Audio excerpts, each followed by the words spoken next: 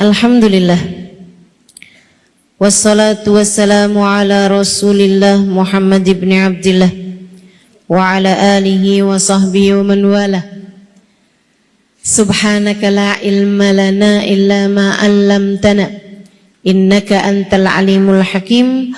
Rabbi shrah li sadri wa yassir li amri wahlul 'uqdatan min lisani yafqahu qawli, amma ba'du.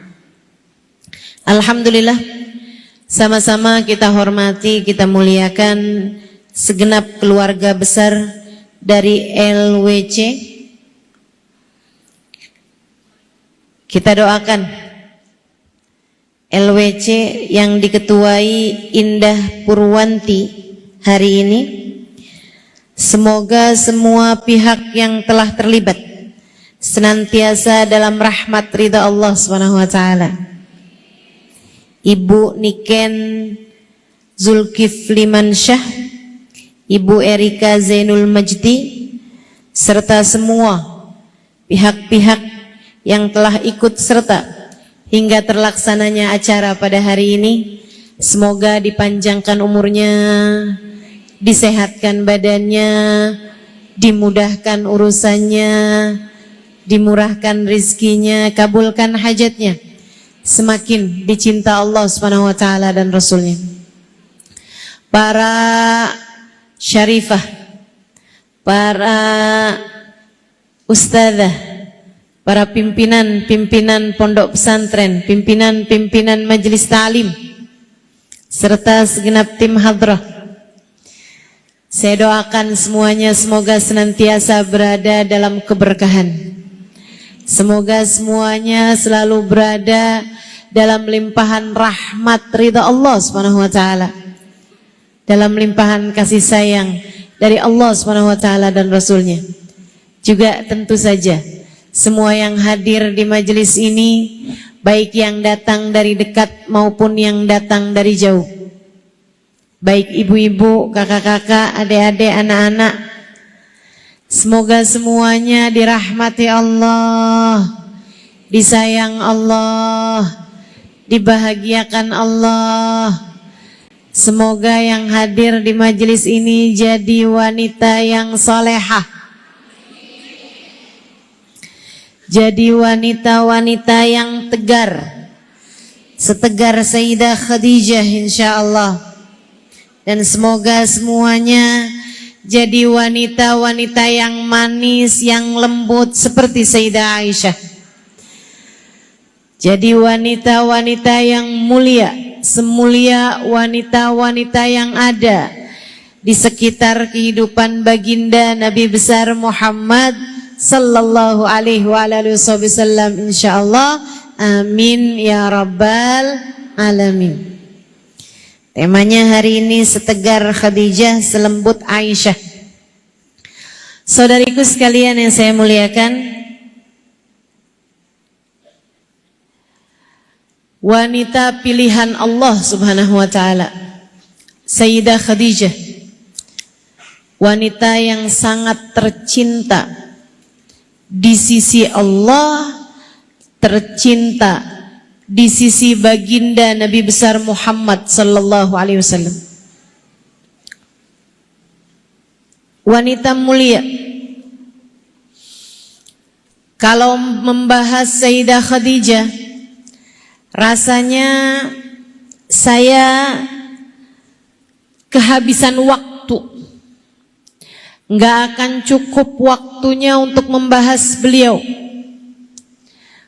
Permata beliau begitu berkilau untuk berbagai macam kemuliaan-kemuliaan beliau yang bisa kita contoh dalam kehidupan ini.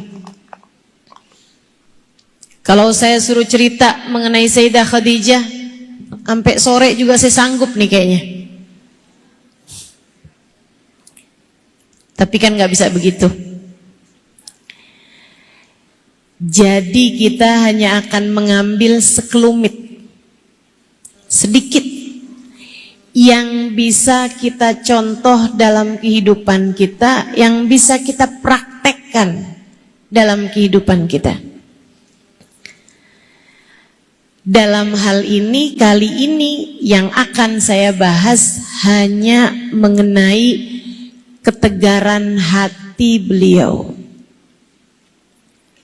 Sayyidah Khadijah kuat, tegar, kokoh, hatinya luar biasa. Wanita yang satu ini teman-teman sekalian, hatinya kuat sekali. Kalau badannya gimana Ustazah? Kuat apa nggak kuat? Orang tuh kalau hatinya kuat, badannya jadi kuat. Bu, orang kalau hatinya kuat, badannya jadi kuat. Teman-teman saudaraku sekalian yang saya muliakan, sampai-sampai Sayyidah Khadijah ini yang meninggal dunia belum terlampau tua sebenarnya, hanya 10 tahun sejak kenabiannya Nabi Muhammad SAW. Dan kenabiannya Nabi Muhammad itu adalah 15 tahun sesudah menikahnya Nabi Muhammad dengan Sayyidah Khadijah, yang mana Sayyidah Khadijah itu menikah pada usia 40 tahun. Jadi berapa tuh? Enggak pada ikutan ngitung. Berapa? 65 tahun. Sayyidah Khadijah meninggal dunia di usia 65 tahun. Di tahun ke-10 dari kenabiannya Nabi Muhammad sallallahu alaihi wasallam. 10 tahun habis Nabi diangkat Allah jadi seorang nabi. Saya kasih tahu, Sayyidah Khadijah itu ketika meninggal dunia hanya seperti tulang berbalut kulit, kurus sekali. Sayyidah Khadijah itu ketika meninggal dunia, itu wajahnya terlihat lebih tua, jauh dari usia yang sebenarnya. Teman-teman saudaraku sekalian yang saya muliakan, bukan Sayyidah Khadijah meninggal dunia dalam keadaan kurus, bukan karena beliau berusaha buat diet. Enggak karena diet teman-teman. Ini kan kalau kita nih pengen jadi kurus karena kita kepengen diet, pengen langsing. Enggak.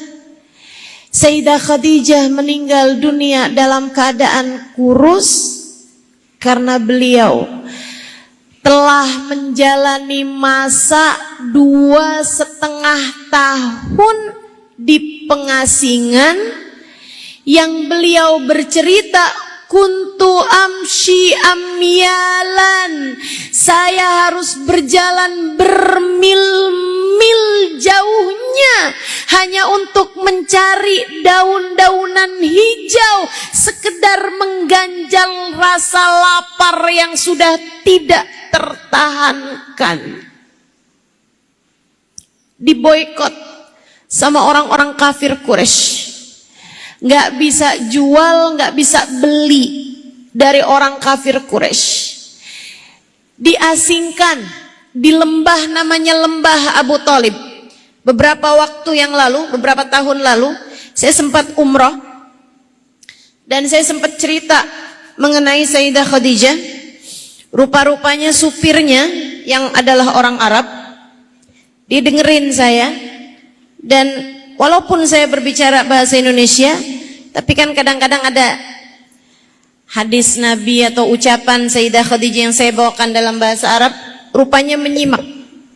Keesokan harinya disupir dengan supir yang sama tuh ya, biasanya kan selama beberapa hari. Supir tersebut berkata, Ustazah Halimah. Saya bilang, iya. Dia bilang hadza wadi Abi Thalib. Dia bilang nih sebelah kanan kita ini namanya lembah Abu Thalib. Dia bilang yang kamu ceritain kemarin itu. Saya bilang yang mana? Dia bilang yang Sayyidah Khadijah bersama dengan Nabi Muhammad diasingkan di tempat ini. Sampai sekarang masih berupa lembah. Gak ada rumah-rumah, gak ada gedung-gedung, gak ada apa-apa. Sampai sekarang masih berupa lembah. Saudariku sekalian yang saya muliakan, berapa kilo jauhnya dari kota Mekah rumah Sayyidah Khadijah. Di lembah itu mereka diasingkan, bangun satu rumah kecil. Nggak ada apa-apa di sana, hanya beralaskan selimut usang yang tidak bisa menghangatkan saat musim dingin dan tidak pula dapat mendinginkan saat musim panas. Sering gak makan berhari-hari. Karena itu tadi, orang Quraisy gak boleh mengirimkan sesuatu kepada mereka, dan mereka gak bisa jual ataupun beli dari orang kafir Quraisy. Yang ada adalah kalau sahabat-sahabat Khadijah atau keluarga Nabi Muhammad berusaha untuk mengirimkan secara sembunyi-sembunyi, di antaranya ada yang sampai susu, makanan, Sayyidah Khadijah akan mendahulukan Nabi Muhammad buat makan makanan tersebut. Akan mendahulukan Nabi Muhammad buat meminum susu tersebut. Sisa-sisanya beliau baru akan makan dan akan minum.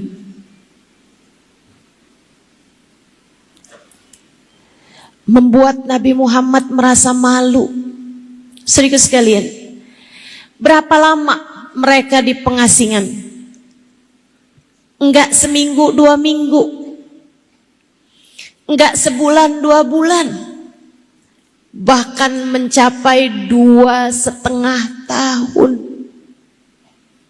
lamanya. Sampai seperti yang tadi saya ceritakan padamu, Sayyidah Khadijah tuh hanya kayak tulang berbalut kulit gitu, kurus banget. Mukanya cekung, terlihat lebih tua dari usia yang semestinya. Padahal sebelum menikah dengan Nabi Muhammad, atau bahkan sebelum Islam, sebelum Allah utuskan Nabi Muhammad menjadi seorang Rasul, Sayyidah Khadijah adalah salah satu, bahkan yang paling diratukan di kota Mekah. Beliau adalah wanita yang sangat kaya raya sekaligus dermawan. Beliau memiliki banyak harta, sekaligus dikenal dengan wanita yang ringan tangan membantu siapapun. Saudara sekalian, satu waktu ketika sudah lebih dari 2 tahunan Nabi berada di tempat terasing semacam itu, ada saatnya ketika mereka berdua sudah berbaring di pembaringan tersebut, Nabi duduk, dipandanginya wajah istrinya. Kemudian Nabi Muhammad berkata lirih, "Inni astahi minki ya Khadijah." Saya seringkali merasa malu padamu Khadijah. Sayyidah Khadijah membuka matanya, dipandanginya suaminya. Kemudian dia pun duduk juga. Tahu suaminya mau ngomong urusan yang emosional. Sayyidah Khadijah ini perempuan pandai teman-teman. Pandainya itu secara kecerdasan akal maupun kecerdasan emosi. Ini perlu dimiliki oleh seorang perempuan kalau pengen jadi perempuan yang kuat, yang tegar. Kamu harus punya dua-duanya. Ustazah, tapi memang EQ saya jongkok Ustazah. Dulu juga sekolah naik kelas aja untung. Enggak gitu teman-teman. Maksud saya itu pakai akalmu, dipakai. Sebab akal kita ini kalau enggak dipakai lama-lama jadi tumpul. Pakainya buat mikir hal-hal yang benar. Itu lama-lama akal kita jadi memiliki kecerdasan. Dipakainya buat ngaji, mendengarkan kajian, dipakainya buat mendengarkan ilmu. Akhirnya kita terpakai akalnya sehingga Allah karuniakan kepada kita ilmu. Itu yang saya maksud dengan kecerdasan. Dan juga kecerdasan emosi. Dan ini seringkali lebih penting, terutama bagi kita nih kaum perempuan yang seringkali emosinya dikendalikan oleh perasaan, bukan oleh ilmu. Sayyidah Khadijah adalah seorang perempuan yang emosinya dikendalikannya oleh ilmu, oleh cahaya, bukan oleh perasaan.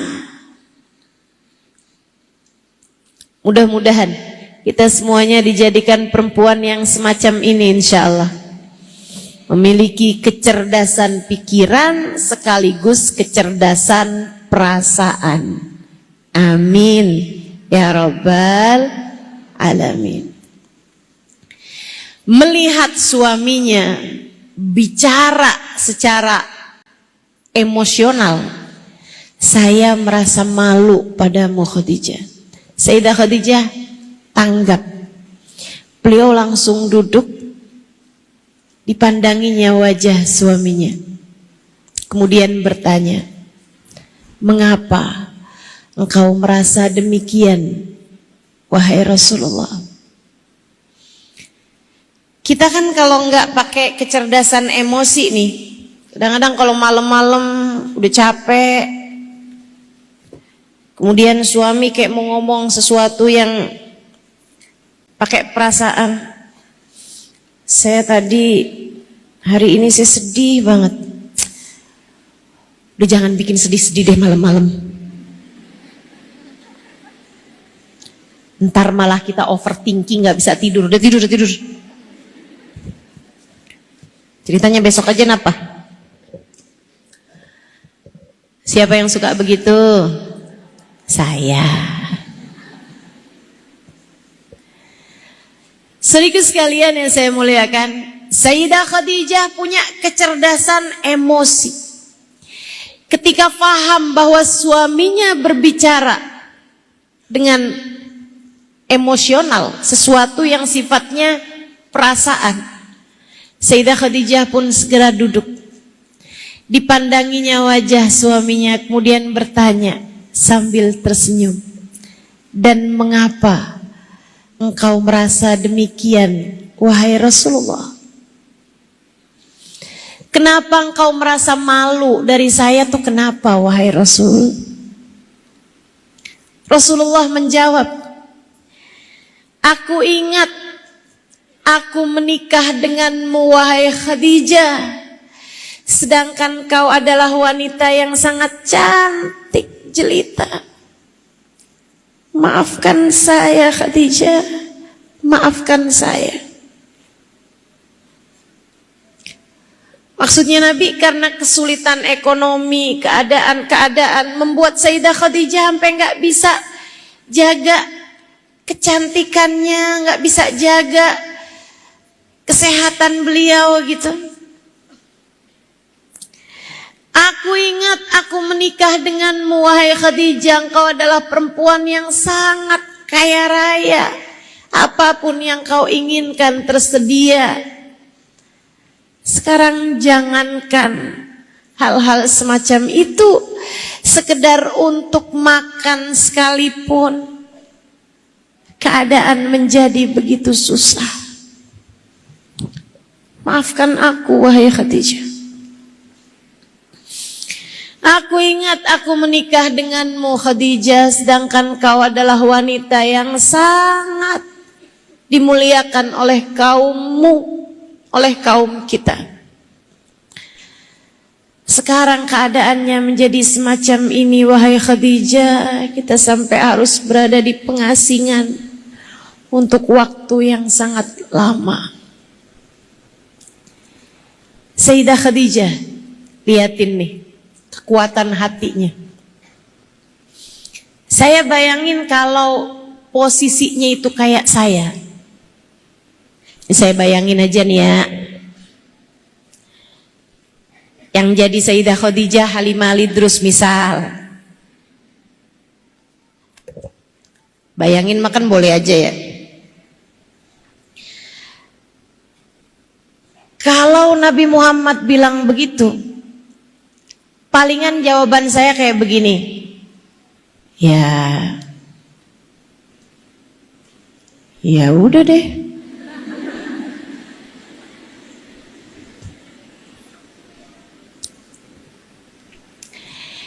Kita nih kadang kalau suami kita lagi ngeluh sama kita, lagi ngadu gitu kan. Ya makanya rajinan dikit kerjanya.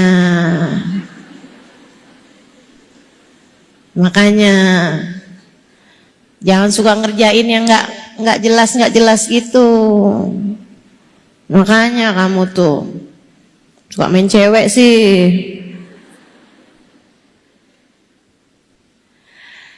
Kita suka cenderung yang kayak menyalahkan keadaan, menyalahkan dirinya gitu. Nabi Muhammad SAW, Sayyidah Khadijah, ketika mendengar keluh kesah dari Nabi Muhammad yang didasari rasa kayak gagal jadi seorang suami gitu, semacam itu. Karena bagaimanapun kan Nabi Muhammad adalah seorang suami yang semestinya memberikan perlindungan kepada Sayyidah Khadijah, yang semestinya memberikan nafkah penghidupan kepada Sayyidah Khadijah, yang mestinya memberikan rasa aman, nyaman. Dan ternyata itu tidak terjadi dalam kehidupan rumah tangga mereka. Dari sini juga kita bisa tahu teman-teman saudara sekalian, rumah tangga tuh ketika terjadi hal yang semacam itu bukan berarti kalian gagal teman-teman, enggak. Kalau rumah tangga yang sedang diuji menunjukkan kegagalan, tentu hal ini tak akan Allah berikan pada rumah tangga manusia paling nomor 1 di atas muka bumi ini. Maka saya sampaikan kepadamu wahai para istri, kalau kalian merasa kok kehidupan rumah tangga saya begitu susah ya, kok sulit banget ya, nih nafkah suami nih lagi sangat berkurang, ini keadaan nih lagi sangat seret banget nih urusan rezeki, tenang. Rumah tangga kalian ekonominya sedang turun, biarin ekonominya aja. Rumah tangganya jangan pernah turun nilainya di mata Allah. Duitnya lagi menipis, biarin duitnya aja. Imannya jangan ikut-ikutan menipis. Syukurnya jangan ikut-ikutan menipis. Keadaan cintamu kepada suamimu jangan bergantung urusan uang. Ada uang abang sayang, gak ada uang Jangan begitu. Malu sama Sayyidah Khadijah, teman-teman. Malu sama Allah Subhanahu wa taala. Kita belajar dari Sayyidah Khadijah. Kita belajar dari Sayyidah Khadijah. Sayyidah Khadijah tuh habis-habisan hartanya buat Nabi besar Muhammad. Segitunya nggak pernah menyalahkan Nabi, nggak pernah bahkan menyalahkan keadaan, nggak pernah menyalahkan takdirnya Allah Subhanahu wa taala, nggak pernah. Ketika Nabi menyampaikan keluh kesahnya semacam ini, Sayyidah Khadijah tersenyum lebar kepada Nabi Muhammad sallallahu alaihi wasallam, kemudian berkata, "Jangan pernah merasa begitu wahai Rasul. Engkau harus tahu, sejak aku memutuskan menikah denganmu, telah kujadikan hartaku, tenagaku, diriku, waktuku, nyawaku, hidup matiku untukmu ya Rasulullah." Itu ya, adem bener ucapannya. Kayak jangankan sekedar harta, jangankan sekedar tenaga, kecantikan apalagi. Nyawa, hidup mati sudah aku persembahkan untukmu wahai Rasulullah. Untuk Allah, untukmu wahai Rasulullah. Untukmu. Aku melakukan semuanya karena Allah, wahai Rasulullah. Engkau utusan Allah, aku sudah memutuskannya untuk itu, wahai Rasulullah. Cakep banget. Belajar biar jadi perempuan yang gak perhitungan. Urusan harta. Biar kita menjadi seorang perempuan yang diperhitungkan di hadapan Allah Subhanahu wa taala. Bu, kalau nilai senyummu itu bisa dikasih nominal, namanya masih murah. Saya kasih tahu nih, para istri, kamu kalau kepengen jadi perempuan yang berharga, perempuan yang tinggi nilainya, bikin senyum kamu, diri kamu, pelayananmu kepada suami kamu tidak bergantung dengan nominal, tidak bergantung sama berapa transferan suami. Kalau masih yang cemberut aja diliatin sama suami, terus suami bilang kayak begini, udah tuh, apanya? Transferannya. Habis itu dilihat, transferan 10 juta, senyumnya langsung lebar. Nilai senyummu 10 juta, kamu murah teman-teman. Kamu murah.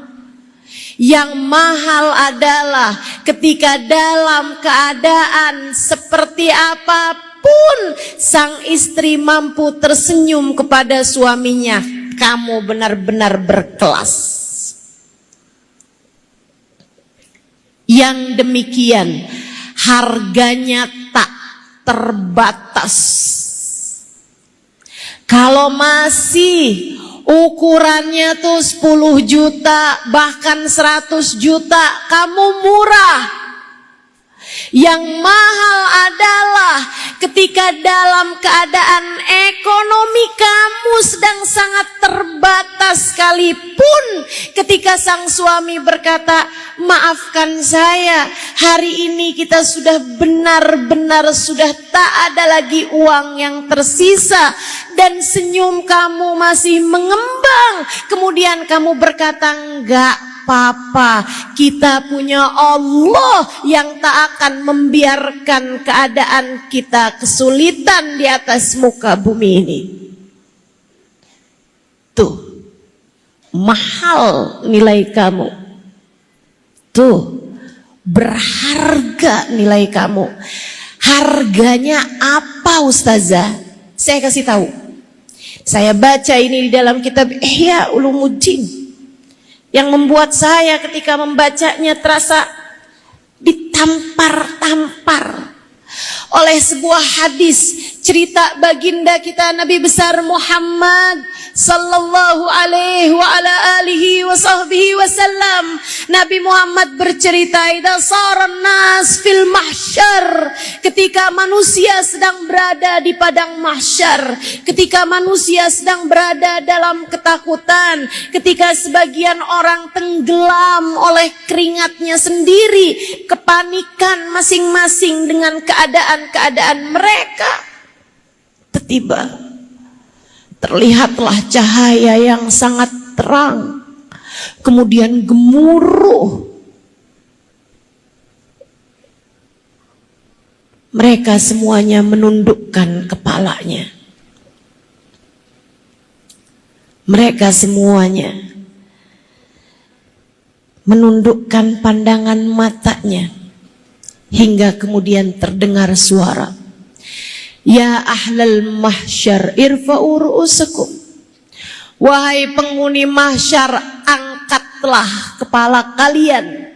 Wahai penghuni mahsyar, angkatlah kembali pandangan mata kalian.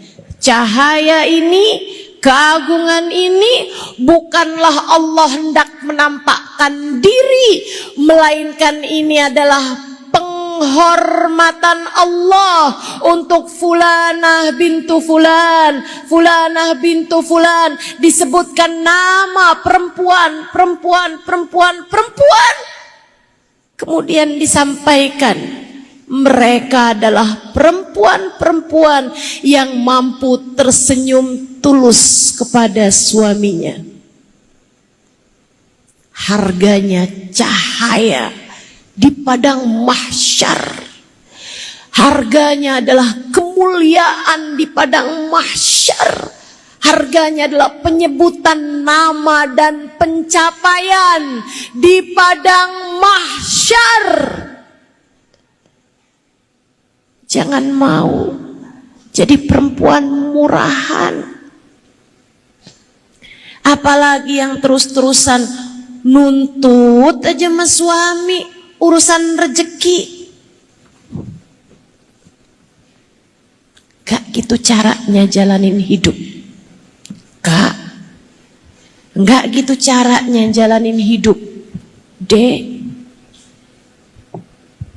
Kita perempuan semoga naik kelas. Tentu tak mampu kita mengikuti jejak langkah Sayyidah Khadijah. 3 hari gak masuk makanan apa-apa. Lapar luar biasa. Ketika datang susu yang sembunyi-sembunyi dimasukkan ke dalam rumah mereka, beliau malah memberikannya kepada suaminya. Minumlah wahai Rasulullah. Bagaimana denganmu Khadijah? Minumlah engkau terlebih dahulu wahai Rasul. Kok bisa begitu? Kenapa bisa sekuat itu?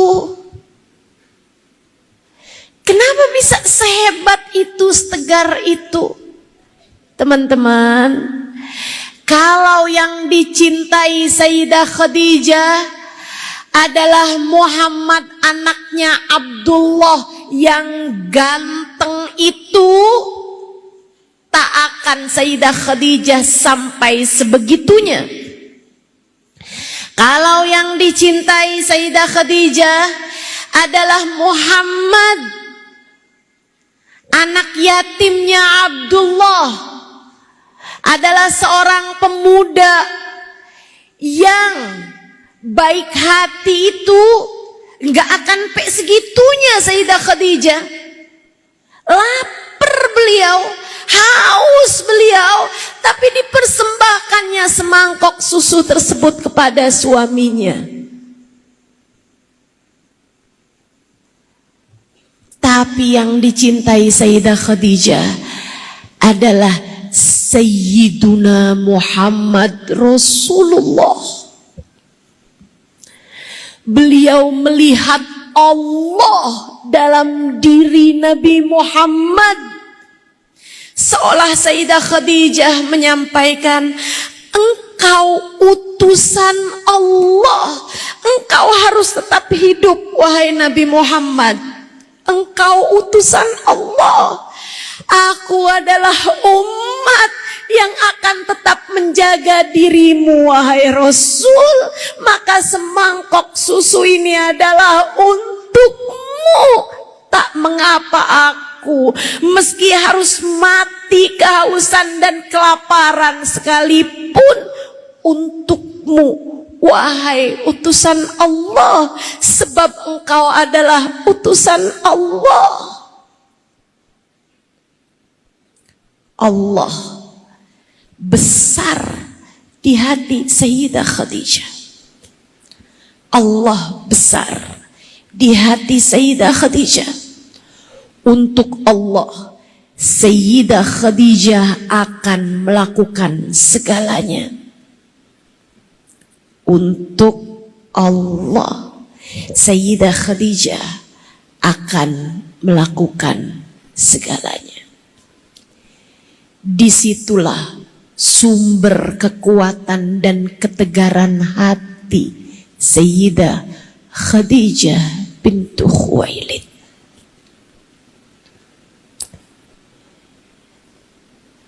Teman-teman saudara sekalian, saya tiap kali membahas Sayyidah Khadijah, tentu saja juga tiap kali membahas Nabi Muhammad SAW,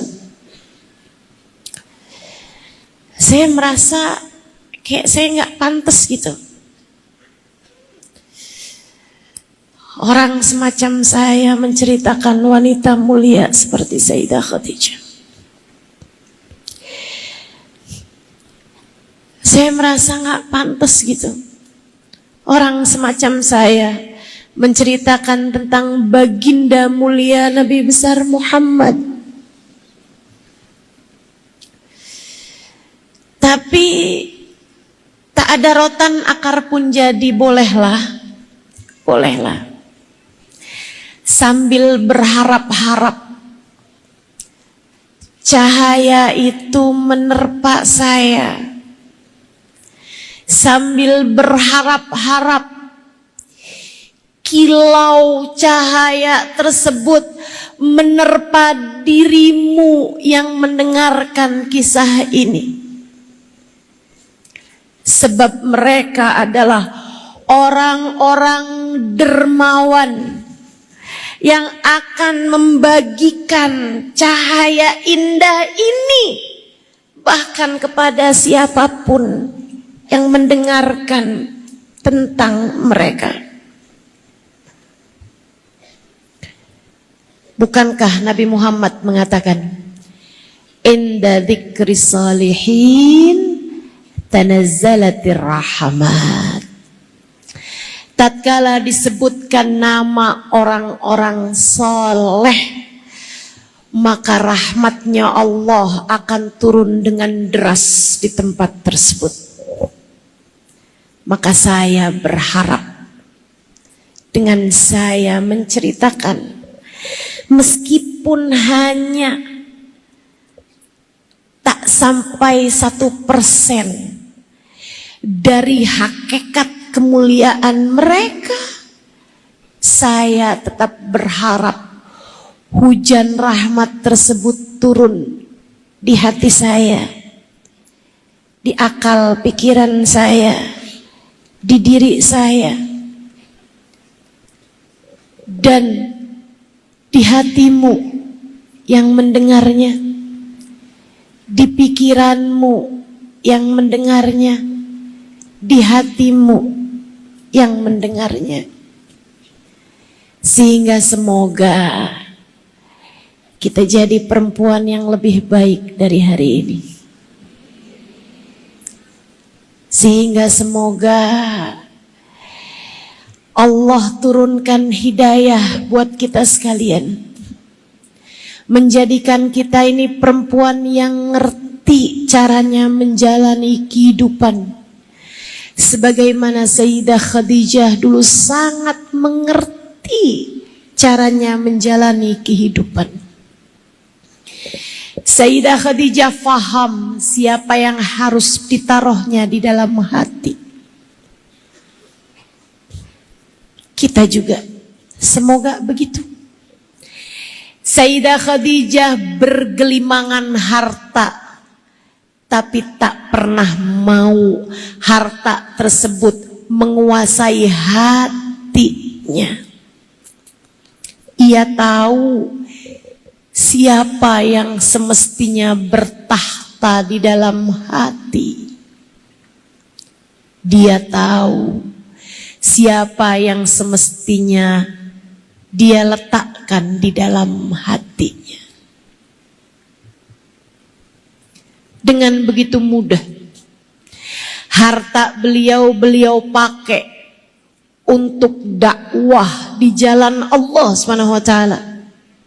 Kamu tahu, Nabi Muhammad itu di awal-awal Islam belum banyak orang mau nyumbang dakwahnya Nabi. Emang Nabi perlu apa dengan harta di awal-awal Islam? Perlu banyak sekali harta.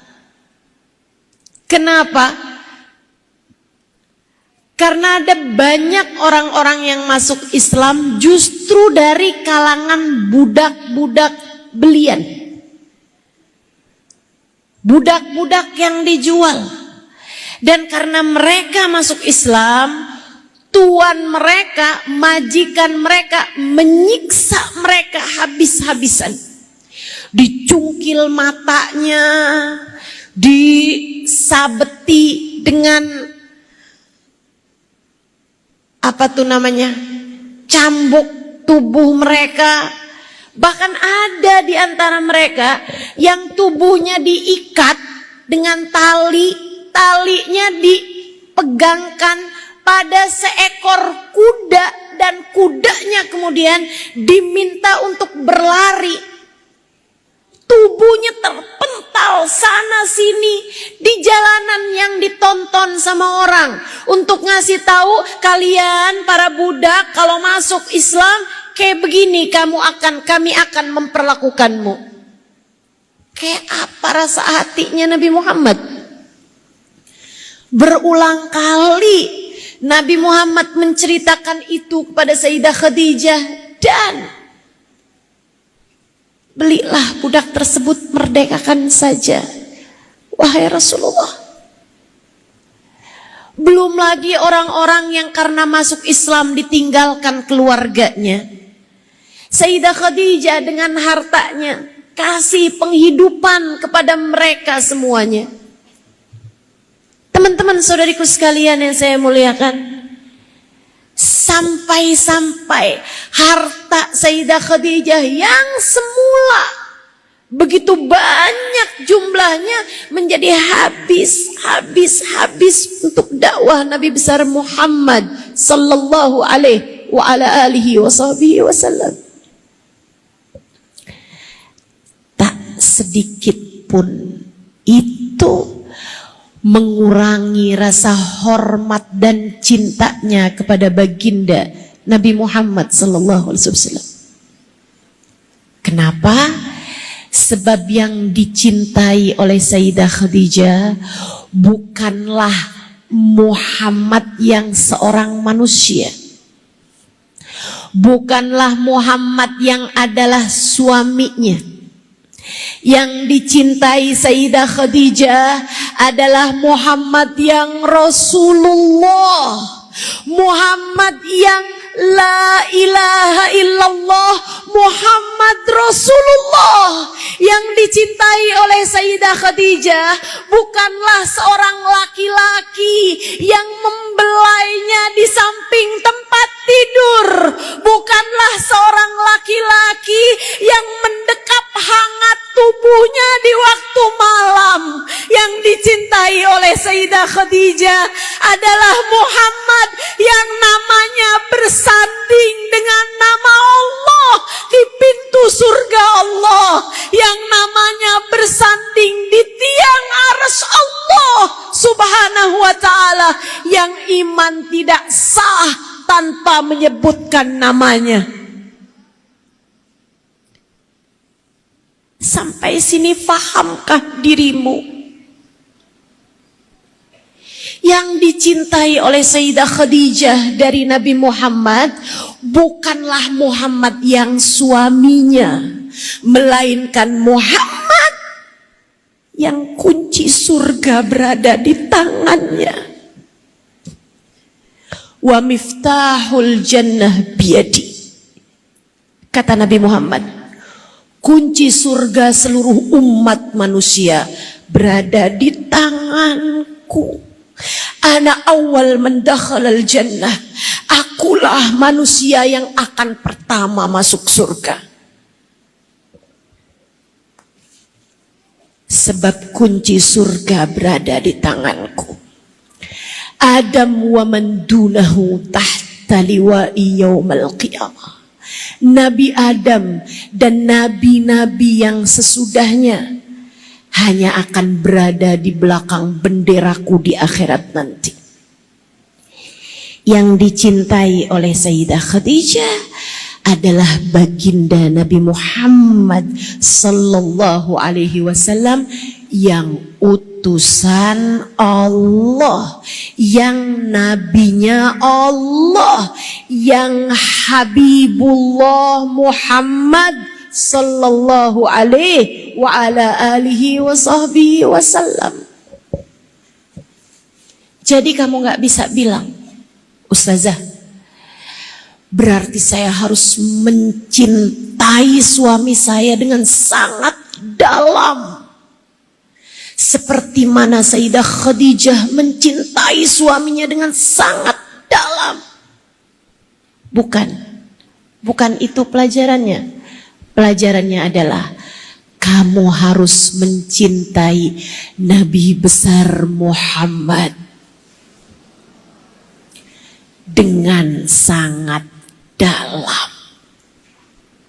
Seperti mana Sayyidah Khadijah mencintai Nabi Muhammad dengan sangat dalam. Saudariku sekalian yang saya muliakan, Allah wa Rasuluh ada di dalam hati kamu, kamu akan menjadi perempuan kuat luar biasa.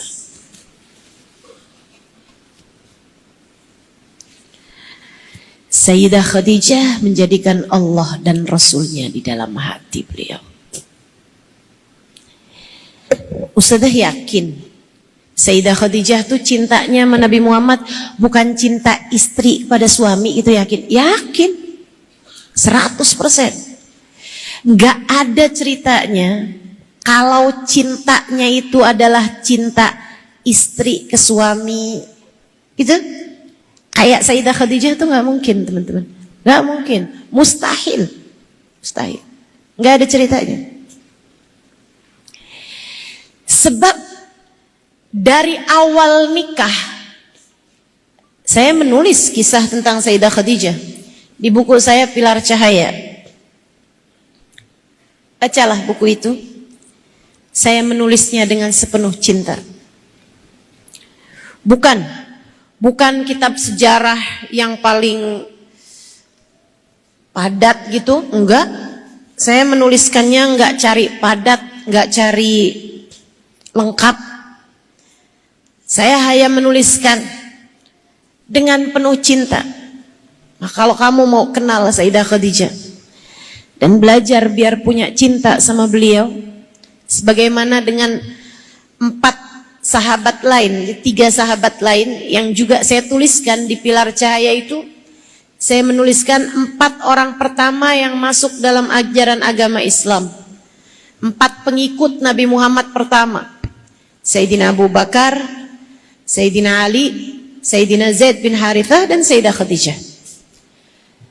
Kalau kamu ingin membacanya, ingin kenal dan ingin belajar mencintai beliau biar faham sama keadaan hati beliau, keadaan iman beliau, keadaan cinta beliau, bacalah buku tersebut.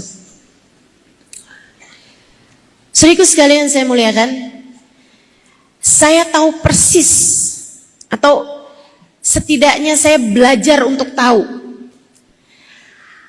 latar belakang cinta sejati yang dimiliki oleh Sayyidah Khadijah. Cinta yang mengorbankan segalanya. Cinta yang seperti ucapan Sayyidah Khadijah tadi. Jangankan sekedar harta wahai Rasul, sejak aku menikah denganmu, aku sudah memutuskan bahwa hartaku, tenagaku, waktuku, hidup matiku untukmu ya Rasulullah. Teman-teman saudaraku sekalian, cinta sejati semacam ini latarnya berpuluh tahun sebelum itu. Saat Sayyidah Khadijah masih baru anak perempuan muda, beliau berteman dengan, beliau belajar dengan saudara sepupunya yang merupakan seorang pendeta, Buhairah namanya. Belajar dari situ. Mohon maaf, Malik bin Naufal namanya.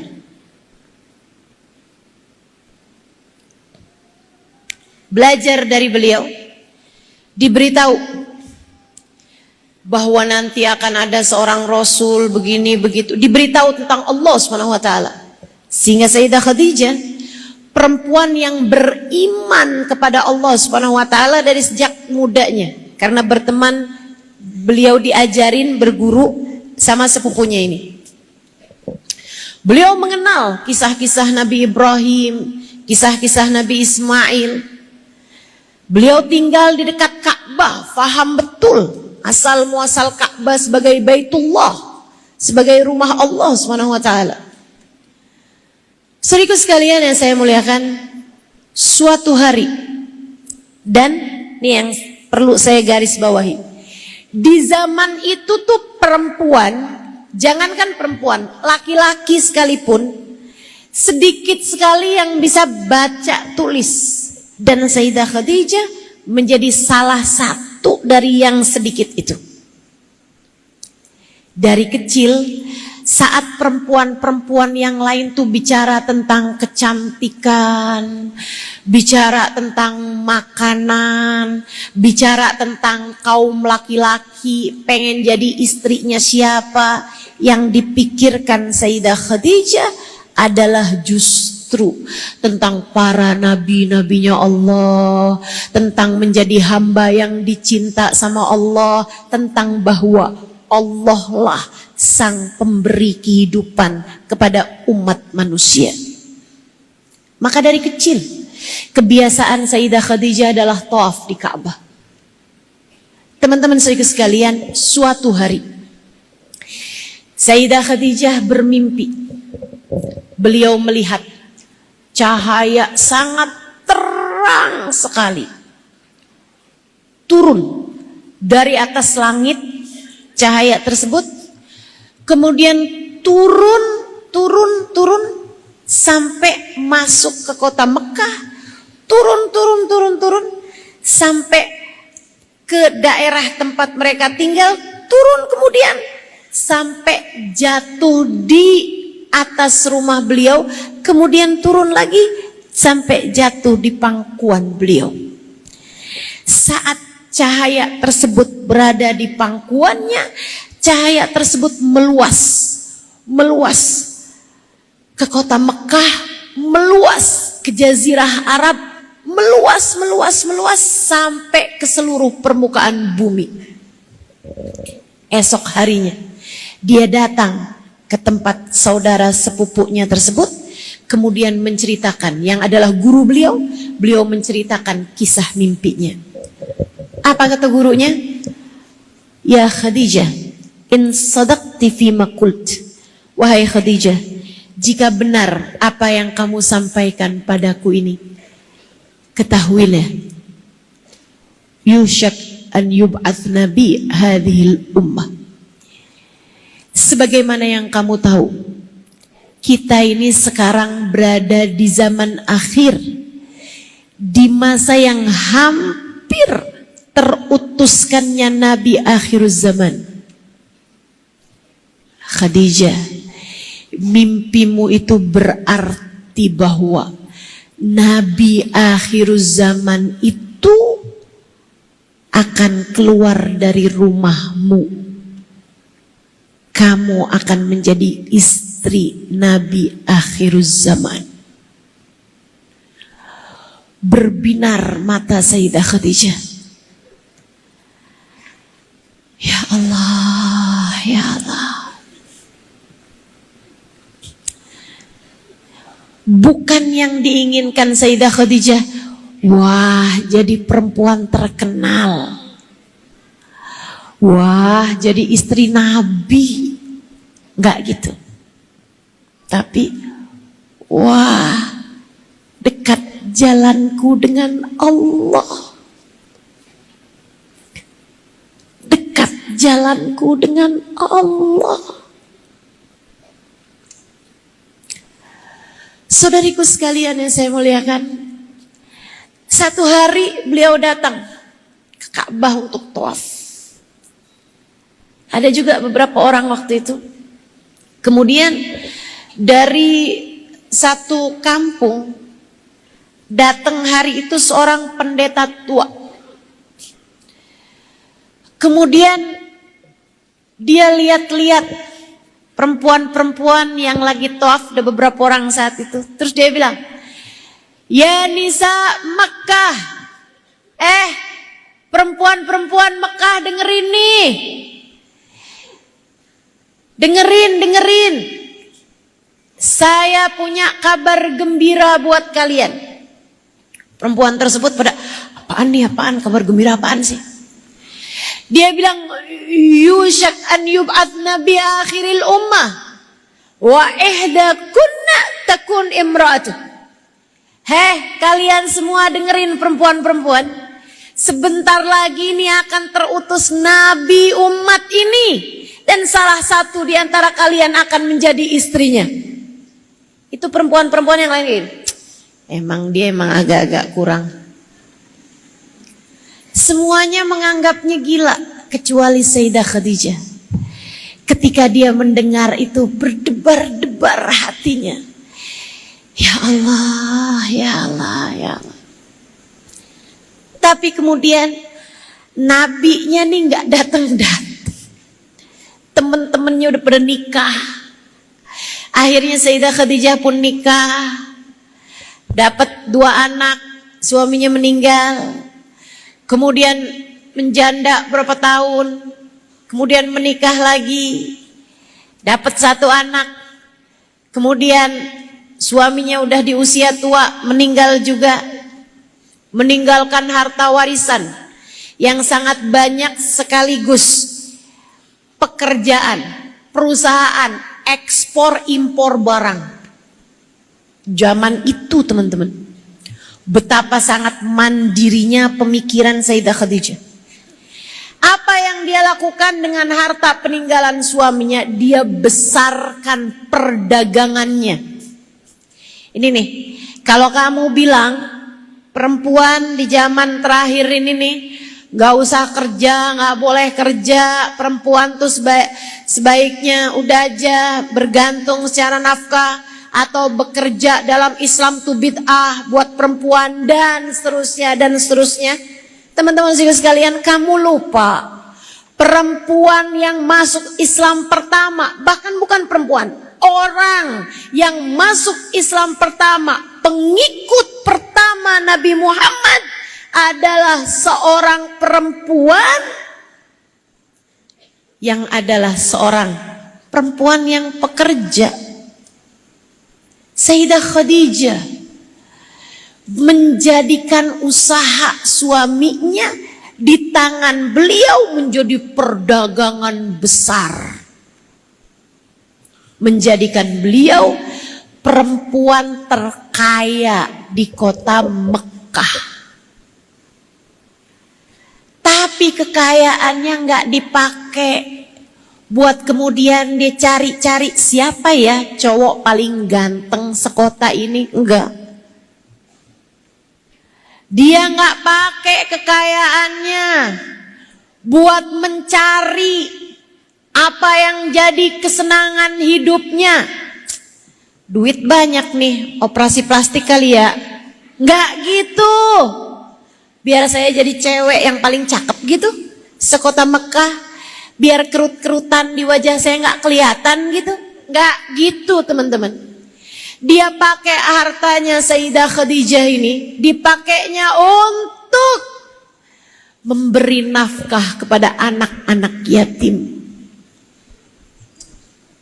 Dipakainya untuk siapapun orang Mekah yang sedang berkesulitan, beliau membantunya. Hampir semua orang Mekah itu, Sayyidah Khadijah punya jasa kepada beliau. Kuat Sayyidah Khadijah secara pemikiran, kuat Sayyidah Khadijah secara kedermawanan, kebaikan hati, kuat Sayyidah Khadijah secara finansial.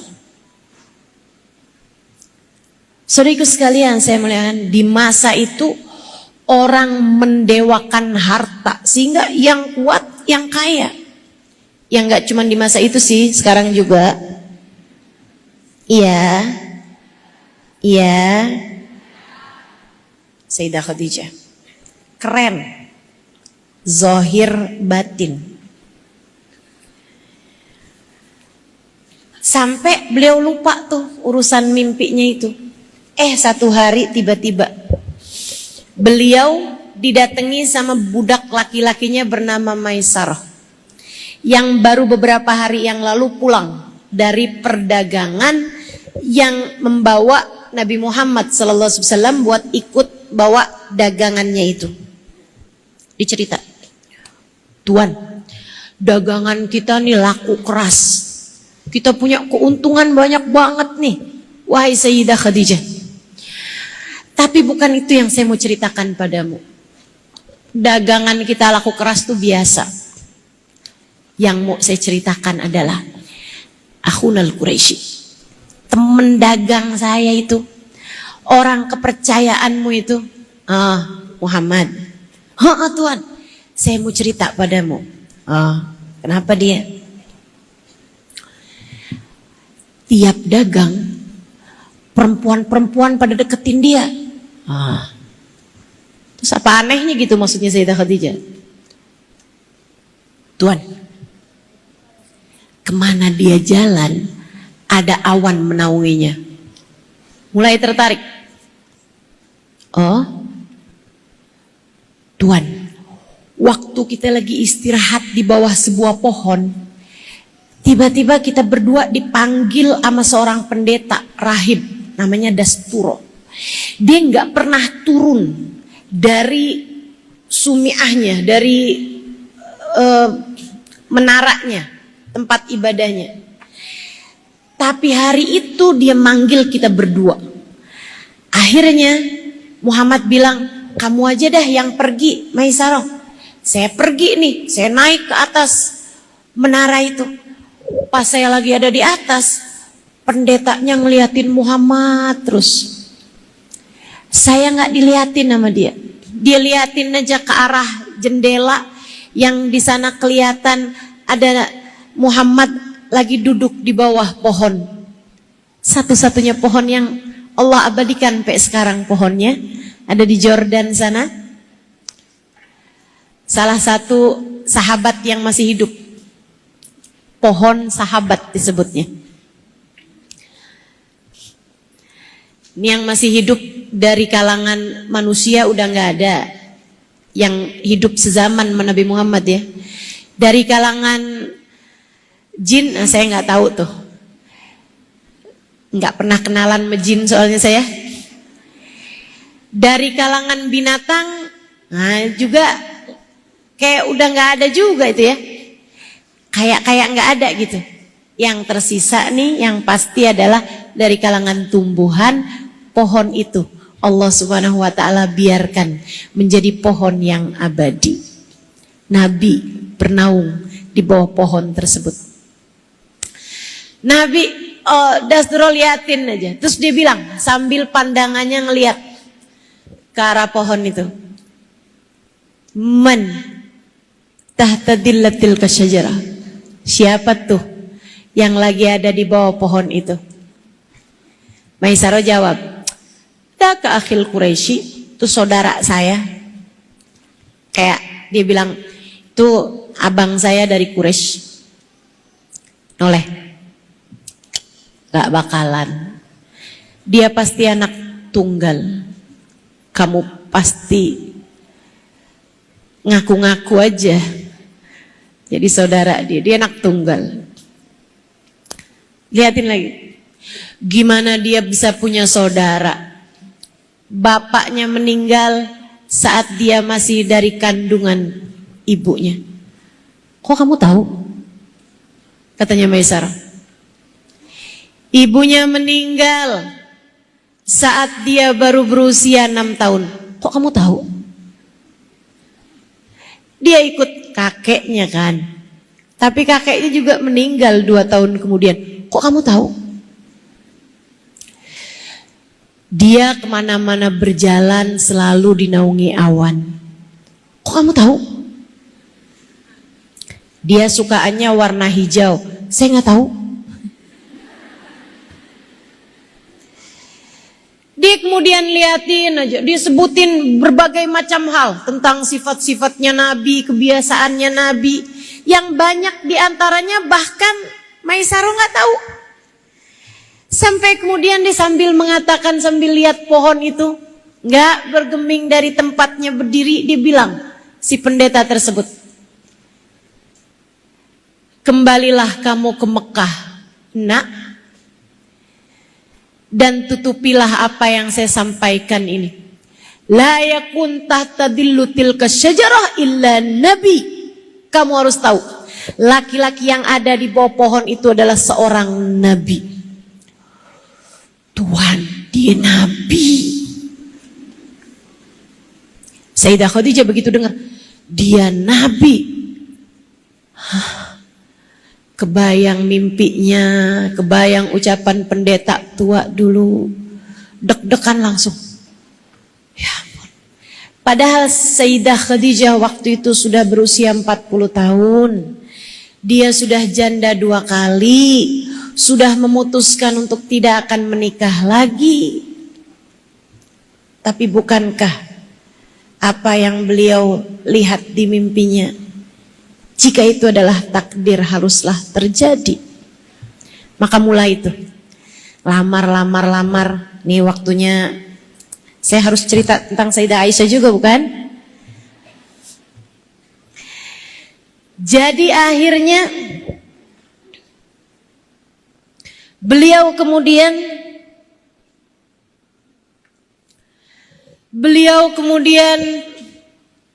memutuskan untuk menikah dengan Nabi Muhammad. Ini ada satu poin yang saya mau ceritakan kepadamu teman-teman. Sayyidah Khadijah itu ketika udah lamarannya diterima dan seterusnya, saya nggak mau cerita dengan detail karena waktu. Sayyidah Khadijah ada ketemuan sama Nabi Muhammad beberapa hari sebelum pesta pernikahan dilaksanakan. Dipanggil Nabi Muhammad ketemu sama Sayyidah Khadijah di sebuah tempat. Kamu jangan bayangin, oh, berarti pacaran. Enggak gitu. Pacaran itu sesuatu hal yang hina bahkan oleh orang mulia di masa jahiliyah. Jadi kalau kamu zaman sekarang pakai pacaran, berdua-duaan, pegang-pegangan tangan, senggol-senggolan, main rebahan kepala di bahunya dia, seraya mengatakan, "Kamu tahu nggak tempat paling nyaman?" Ampun. Bahkan buat orang mulia seperti Sayyidah Khadijah di zaman jahiliyah, belum ada syariat, laki perempuan ketemuan boleh, nggak jadi soal di masa tersebut. Bahkan perempuan-perempuan dibayar untuk nari, dibayar untuk itu ya, kebiasaan tradisi saweran. Kamu pikir baru-baru aja itu dari masa jahiliyah. Kerjaannya perempuan tuh kayak gitu. Itu mereka menari dari yang asalnya pakai baju tertutup, kemudian mulai buka rambut, mulai buka selendang, mulai buka baju helai demi helai, sampai ketika jelang subuh sudah tidak tersisa satu kain pun. Itu kebiasaan jahiliyah di masa itu. Itu kebiasaan jahiliyah di masa tersebut, teman-teman saudariku sekalian. Dan itu tuh semakin terbuka perempuan-perempuan, itu semakin kembali ke masa jahiliyah. Islam memuliakanmu dengan menutup auratmu rapat-rapat. Islam memuliakanmu, menjadikanmu seorang perempuan yang mulia di mata Allah SWT karena kemampuanmu untuk menjaga diri. Jangan jadi perempuan genit. Setuju? Kamu perempuan berkelas, Islam telah memuliakanmu. Kamu perempuan mahal. Jangan mau-maunya baru ditransfer berapa, kemudian jadi ikut. Suami lagi tidur, kamu WhatsAppan sama laki-laki lain. Transferan saya udah masuk belum? Udah tuh, kamu udah makan? Murah banget, hina banget. Kamu gak begitu teman-teman, kamu gak begitu. Kamu perempuan yang saya berharap nanti di hari akhirat matamu bisa berjumpa dengan Sayyidah Khadijah. Saya berharap ada wajah-wajah kita di belakang Sayyidah Fatimah, ada wajah-wajah kita di belakang Sayyidah Aisyah, ada wajah-wajah kita di belakang perempuan-perempuan mulia. Jangan hinakan dirimu hanya untuk dunia yang tak seberapa itu. Masalahnya bukan dunia ustazah, tapi saya mendapatkan kasih sayang dari laki-laki ini. Suami saya gak pernah perhatian sama saya, tapi dia perhatian sama saya. Bukan suamimu, bukan laki-laki itu yang perhatian sama kamu, tapi setan.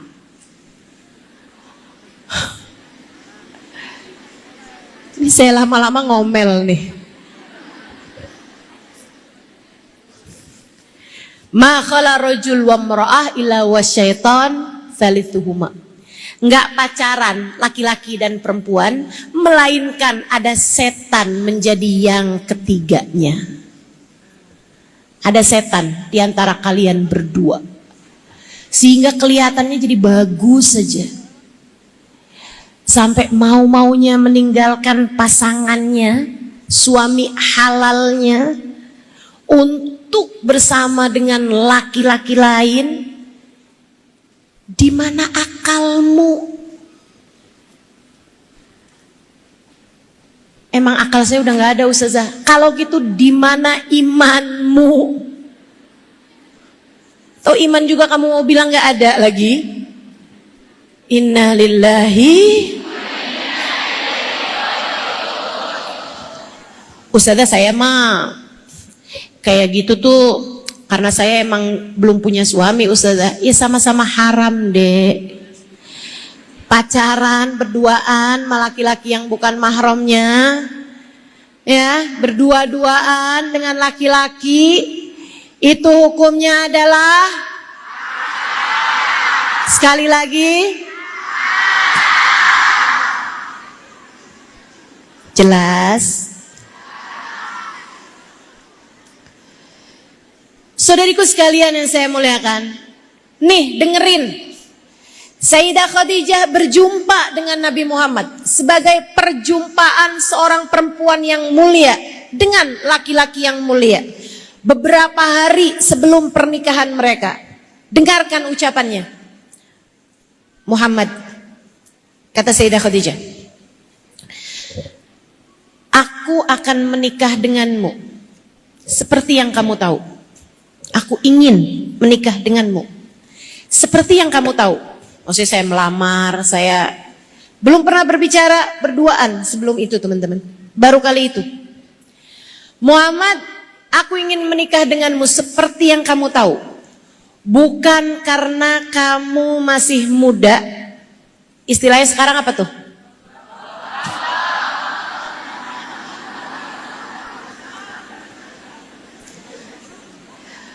Bukan juga karena kamu tampan, rupawan, walaupun itu iya. Muhammad cakep teman-teman. Kita tahu semua lah. Bukan karena itu. Artinya bahwa andai pun Nabi Muhammad itu jelek, udah tua gitu, Sayyidah Khadijah tetap akan menikah. Karena bukan itu sebabnya, bukan itu landasannya. Ini dia nih yang saya sampaikan tadi. Sayyidah Khadijah tuh menikahi, mencintai Nabi Muhammad bukan karena Nabi Muhammad suaminya, bukan karena Nabi Muhammad itu laki-laki yang begini, begitu, romantis atau apa, segala macam, bukan itu. Dengarkan ini. Aku ingin menikah denganmu wahai Muhammad, bukan karena kamu berakhlak mulia, nggak pernah bohong, bukan itu. Bahkan bukan karena itu teman-teman. Aku ingin menikah denganmu wahai Muhammad karena aku kira kamu akan menjadi nabi yang akan Allah utuskan kepada umat ini. Wahai Muhammad, aku ingin menikah denganmu agar ketika saat itu terjadi, kamu dapat membawaku menuju Allah. Indah sekali teman-teman. Indah sekali. Romantis. Romantis tingkat tertinggi. Romantis hubungan Sayyidah Khadijah dengan Allah Subhanahu wa taala. Yang menikah dengan Nabi Muhammad bukan karena Nabi Muhammad, melainkan karena Allah. Aku cinta padamu ya Allah, dan untuk itu aku akan melakukan apapun demi untuk meraih cintamu ya Allah. Seolah Sayyidah Khadijah berkata demikian kepada Nabi Muhammad. Aku mencintai Allah. Dan karenanya, karena aku kira kamu akan menjadi nabi umat ini, aku ingin menikah denganmu wahai Muhammad. Dengan harapan, kalau nanti kamu terutus menjadi seorang nabi, seorang rasul, bawa serta aku menuju Allah wahai Muhammad.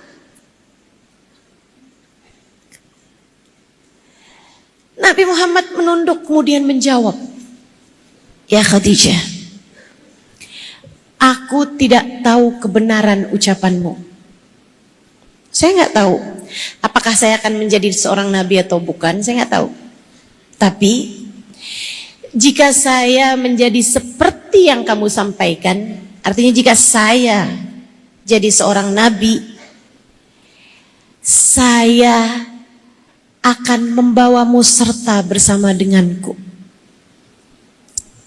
Tapi jika ternyata saya bukan seorang nabi seperti yang kamu kira, saya yakin Allah yang kamu menikahi saya karenanya tidak akan menyia-nyiakan kamu wahai Khadijah. Cakep. Teman-teman saya sekalian, ini prinsip hidup saya. Dan saya berharap jadi prinsip hidup kamu juga. Kerjakan sesuatu karena Allah. Allah tak akan pernah menyia-nyiakanmu.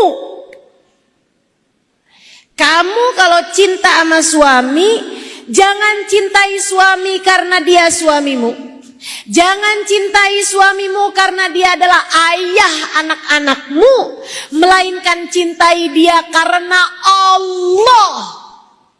Maka entah Allah akan meletakkan cinta di hati suamimu kepadamu, atau Allah Subhanahu wa taala akan memberikan kepadamu cintanya, mencukupimu dengan cintanya, membuatmu tak lagi berharap cinta selain darinya.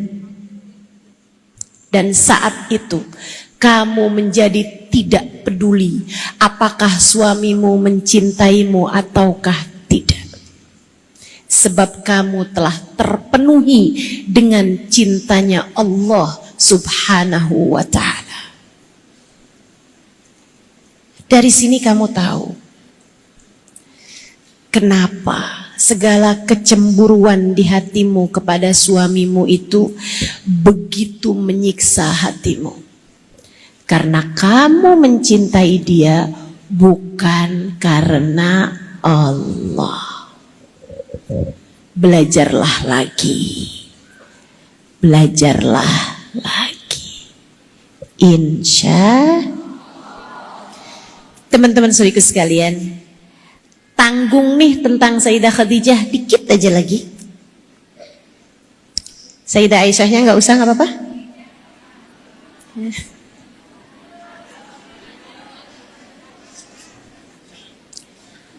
Teman-teman saudaraku sekalian, ada masa nih ya, saya mau ngasih tahu kamu balasan Allah Subhanahu wa taala buat Sayyidah Khadijah. Perempuan yang hatinya terisi dengan cintanya Allah ini, kayak apa Allah sama beliau? Ini yang mau saya sampaikan padamu. Satu hari Nabi Muhammad lagi ada di atas Gua Hiro. Bukan kali pertama, bukan. Udah turun wahyu, udah berulang-ulang. Udah banyak ayat-ayat yang turun pada masa tersebut. Nabi lagi ada di Gua Hiro, lagi sholat, datang malaikat Jibril. Habis selesai Nabi sholat, Ustazah itu kan belum Isra Mi'raj, belum. Nabi sholat dengan cara sholatnya Nabi Allah Ibrahim alaihissalam. Nabi selesai sholat, disamperin malaikat Jibril. Ya Rasulullah, sata'ti ilaik Khadijah. Wahai Rasul, Khadijah sebentar lagi akan sampai di sini. Dia datang membawa makanan bersama dengan lauk pauknya, karena ingin makan bersamamu wahai Rasul. Idza ja'at, nanti kalau Khadijah datang padamu, sampaikanlah. Apa nih yang mau disampaikan? Sampaikanlah Allah berkirim salam padanya. Ya Allah, ya Allah. Allah berkirim salam padanya. Aku Jibril berkirim salam padanya.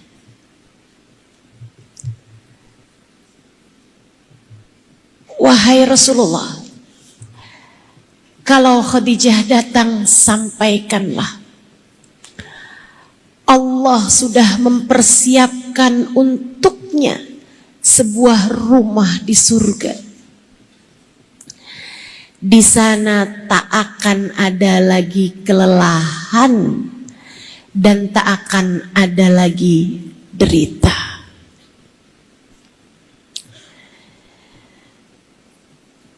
Habis itu malaikat Jibril keluar, gak lama datang Sayyidah Khadijah. Sayyidah Khadijah datang, Assalamualaikum ya Rasulullah. Itu teman-teman, habis naik 2 jam dari bawah, habis jalan kurang lebih 3 jam dari rumah. Ya dari rumah sampai ke bawah gunung, dari gunung naik itu 2 jam teman-teman. Sekarang masih 2 jam, kalau turun 1,5 jam. Ini keadaannya udah lebih mudah aja dibandingkan zaman itu. Itu masih 2 jam buat naik. Saya pernah naik soalnya. Sayyidah Khadijah bentang-bentangin makanan. Muhammad, ya Rasulullah, saya tadi pagi kepikir pengen makan bersama kita, jadi saya masak makanan-makanan kesukaanmu. Itu padahal Sayyidah Khadijah zaman itu masih punya banyak pelayan. Semestinya kalau kepengen makan sama Nabi Muhammad, tinggal utus pelayan, bilangin, ya Rasulullah, istrimu ingin makan bersama denganmu dan dia udah masak-masak, boleh nanti turun? Enggak jadi soal gitu. Tapi ini enggak, dibawa makanan tersebut habis selesai masak 3 jam sampai naik ke atas itu, kemudian dibentangkannya, suprahnya, semuanya makanan-makanannya, dipandanginnya Nabi Muhammad. Nabi Muhammadnya waktu itu yang baru habis dapat kabar dari malaikat Jibril teman-teman, diliatinnya Sayyidah Khadijah rapi-rapiin makanan, di depannya suprahnya ditatain, makanan bisa tatain. Sayyidah Khadijah pandangin aja istrinya dengan sepenuh cinta. Habis itu udah duduk, Khadijah, Ja'ani Jibril. Tadi barusan ini malaikat Jibril datang padaku. Ia memberi kabar gembira untukmu, wahai Khadijah. Wahai Khadijah, Allah berkirim salam padamu. Malaikat Jibril berkirim salam padamu. Dan aku suamimu mengucapkan salam untukmu, wahai Khadijah. Allah menjanjikan untukmu sebuah rumah di surga, terdiri dari intan dan batu permata. Di dalamnya tak ada lagi air mata dan tak ada lagi derita. Sayyidah Khadijah tersenyum penuh syukur, senang banget. Kemudian menjawab, Innallaha wassalam wa ala Jibril assalam wa alaikassalam wa rahmatullah wa barakatuh ya Rasulullah. Allah dialah sang pemilik salam. Kepada malaikat Jibril, ucapkan salam kembaliku untuknya, wahai Rasul, dan untukmu. Semoga salam Allah, keberkahan dan keridhoannya senantiasa tercurahkan atasmu. Pinter tuh. Sayyidah Khadijah nggak bilang kirim salam balik buat Allah, wahai Rasulullah, nggak gitu. Kita makan kagak ngerti ya. Sayyidah Khadijah, orangnya masih di bumi, Allah penciptanya udah kirim salam kepada beliau, ya Allah. Keren abis gak sih ini? Luar biasa teman-teman. Baik, itu ketegaran hati Sayyidah Khadijah, karena beliau melakukan segalanya hanya karena Allah. Belajarlah untuk itu. Kalau Sayyidah Aisyah gimana Ustazah? Teman-teman saudaraku sekalian, ini adalah ustadzah pertama dalam Islam. Wanita yang dipersiapkan Nabi Muhammad SAW sebagai pengajar perempuan-perempuan. Kita nih kalau bicara jasa, nggak ada perempuan lebih berjasa untuk kita daripada Sayyidah Aisyah. Kenapa? Rub'ul fiqih minha, 1/4 ilmu fikih sumbernya dari Sayyidah Aisyah. 1/3 bahkan, 1/3 thuluthul fiqih, 1/3 ilmu fikih sumbernya dari Sayyidah Aisyah. Beliau adalah perempuan paling banyak meriwayatkan hadis Nabi Muhammad SAW, dan yang keempat dari sahabat Nabi Muhammad yang terbanyak meriwayatkan hadis. Pertama Abu Hurairah, yang kedua Sayyidina Ibnu Abbas, yang ketiga Sayyidina Anas bin Malik, kemudian yang keempat Sayyidah Aisyah. Periwayat hadis terbanyak. Kita nih kalau nggak ada Sayyidah Aisyah, ilmu fikih kita nih apa? Kurang. Ilmu fikih kita ini kepotong gitu. Kalau tanpa Sayyidah Aisyah. Beliau yang paling banyak mengajarkan ilmu fikih. Karena sumbernya langsung dari Nabi besar Muhammad sallallahu alaihi wasallam. Makanya teman-teman saudaraku sekalian, dari seluruh pernikahan Nabi Muhammad sallallahu alaihi wasallam, kita harus berterima kasih dengan pernikahan Nabi Muhammad dengan Sayyidah Aisyah. Dan ini memang Nabi Muhammad menikahi Sayyidah Aisyah itu adalah karena Nabi Muhammad mempersiapkan seorang perempuan yang menjadi rujukan ilmu pengetahuan bagi umat Islam, wabil khusus yang terutamanya adalah bagi kita kaum perempuan. Urusan haid, urusan mandi suci, dari haid, dari nifas, dari hubungan intim, berbagai macam hal-hal mengenai kewanitaan kita ini, berbagai macam hal tentang urusan wudu, batalnya wudu, mandi, sholat, batalnya sholat, zikiran-zikiran, sholatnya Nabi Muhammad, cara duhanya Nabi Muhammad, cara tahajudnya Nabi Muhammad, puasanya Nabi Muhammad, dan seterusnya. Teman-teman saudariku sekalian, perawinya, periwayatnya adalah Sayyidah Aisyah radhiyallahu taala anha wa ardhaha. Sudah, mang istri-istrinya Nabi Muhammad yang lain kemana? Teman-teman saudariku sekalian, kamu kan tahu Nabi Muhammad kebanyakan menikahi perempuan-perempuan yang bahkan sudah berumur. Bu, kamu kan ngerasain belajar ketika sudah berumur kayak begini, lupaannya kayak gimana? Ini keluar dari majelis ini, kalau anaknya nanya, Mi, Mah, Mak, tadi Ustazah Halimah ngajarin apa? Tentang Sayyidah Khadijah nak, sama Sayyidah Aisyah. Apa katanya? Bagus dah pokoknya.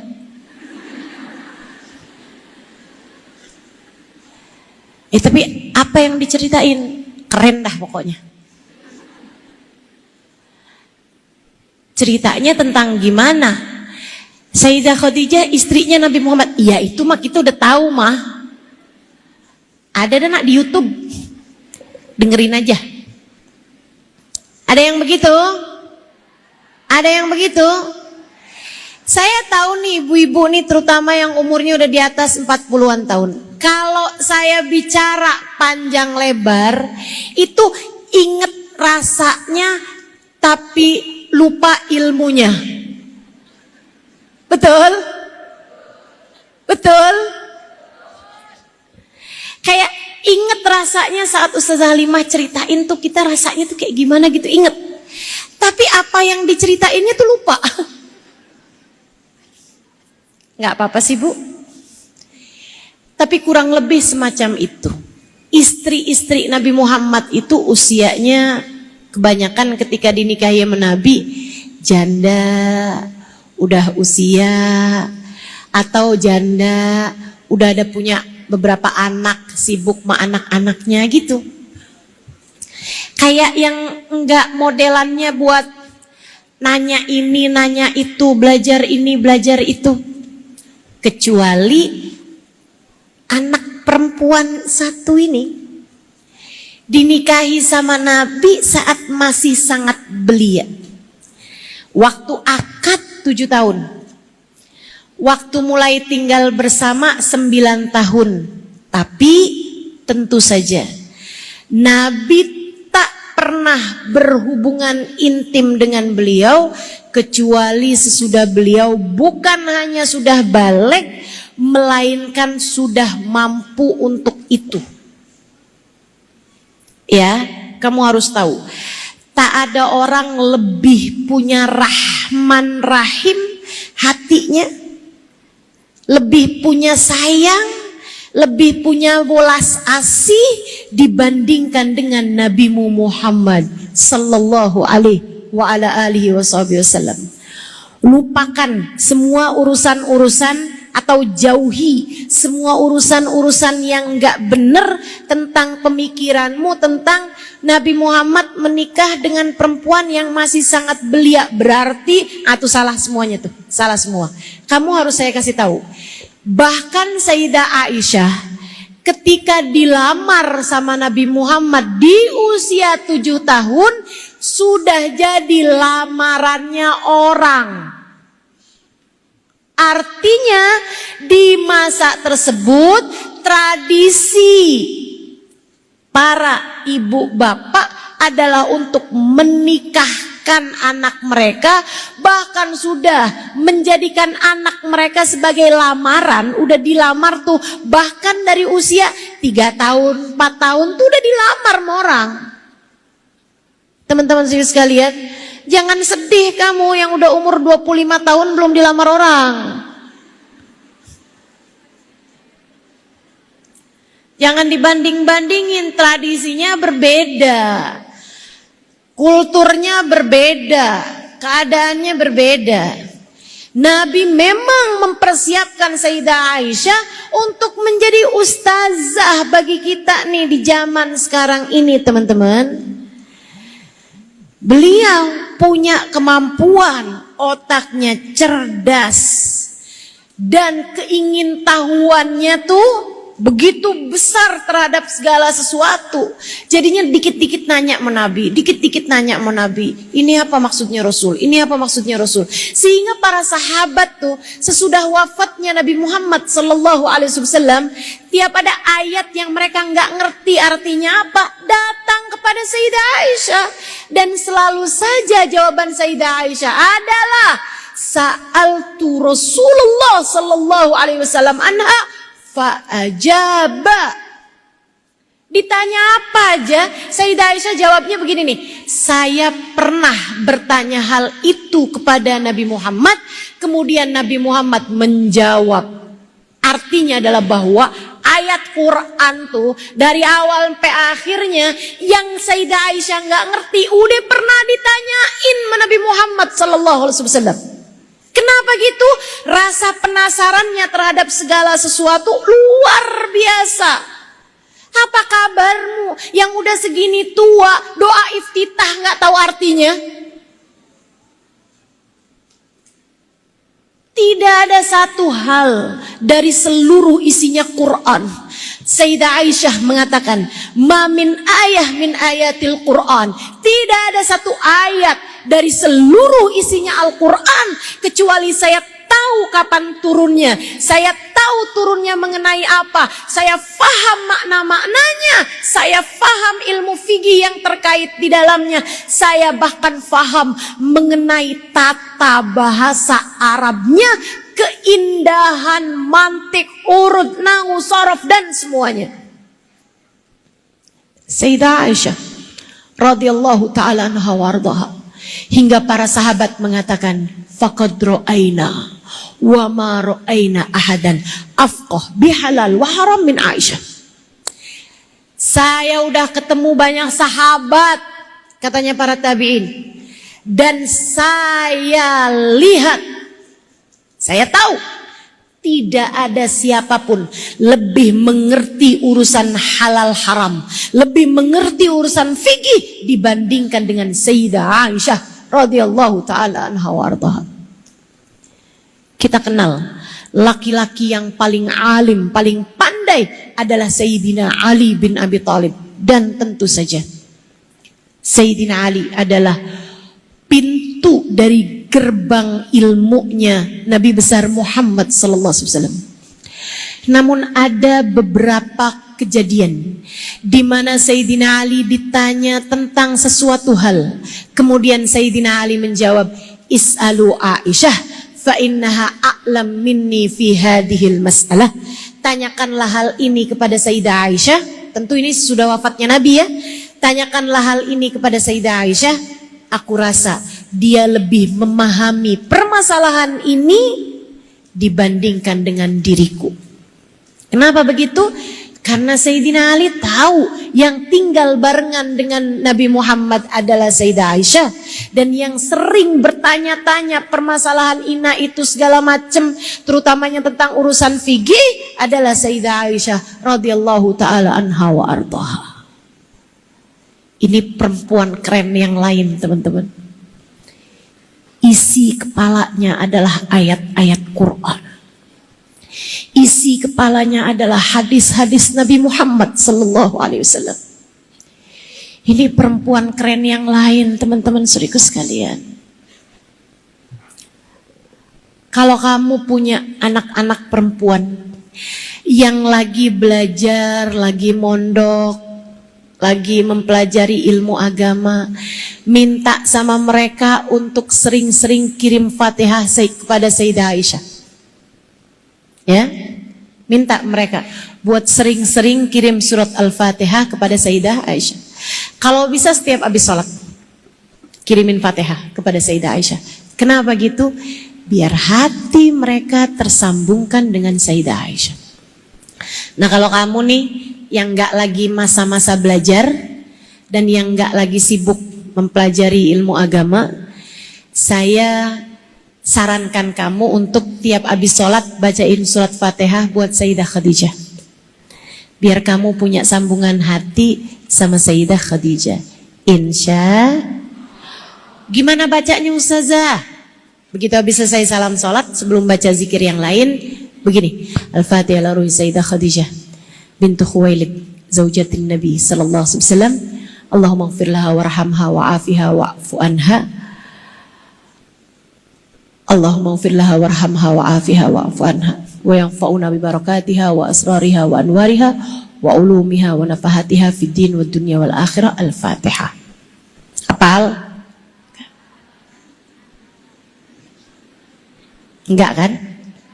Hafal? Kalau enggak hafal gimana Ustazah? Al-Fatihah ila ruhi Sayyidah Khadijah. Fatihah. Hafal? Baik. Diamalkan insyaallah. Teman-teman saudaraku sekalian yang saya muliakan, ini Sayyidah Aisyah. Dan beliau dengan Nabi Muhammad seindah-indah istri. Semenyenangkan-menyenangkannya istri. Ya. Semenyenangkannya istri. Saya sebelumnya ketika diberi judul itu kayak selembut Sayyidah Aisyah. Sayyidah Aisyah bukan yang lembut gitu, bukan yang lembut dalam artian bicaranya pelan, lembut gitu, enggak gitu. Lembut tuh lebih ke Sayyidah Fatimah Az-Zahra. Sayyidah Aisyah itu istri yang sangat menyenangkan. Teman-teman, menyenangkan. Beliau itu bisa yang membuat nyaman Nabi Muhammad sampai para sahabat itu kalau lagi mau ngomong sesuatu hal tentang taktik perang, tentang nih kita nih habis ini nih mau ke daerah mana lagi nih Rasul yang berat-berat gitu, mereka bilang, "Tar, kita tungguin pas Nabi Muhammad lagi menginap di rumah Sayyidah Aisyah." Kenapa gitu?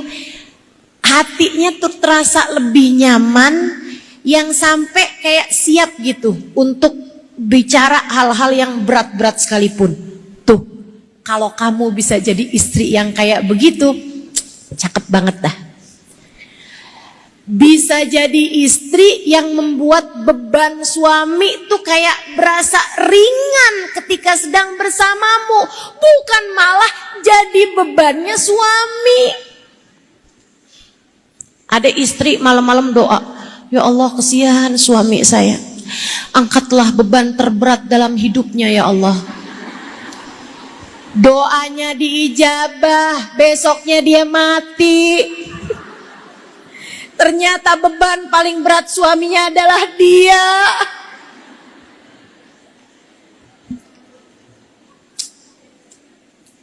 Gimana nih? Yuk para istri belajar jadi istri yang menyenangkan dari Sayyidah Aisyah. Sayyidah Aisyah tuh ketawaan, senyuman, suka dengerin, suka perhatian terhadap segala sesuatu gitu. Itu Sayyidah Aisyah radhiyallahu taala anha wa ardhaha. Enggak ada ceritanya suaminya ngomong apa terus, iya saya udah tahu. Ini modelannya banyak yang kayak gitu tuh. Ada yang begini di situ? Mana orangnya? Saya. Kalau suami mau begini, iya udah tahu. Udah banyak beritanya. Masya Allah. Yuk.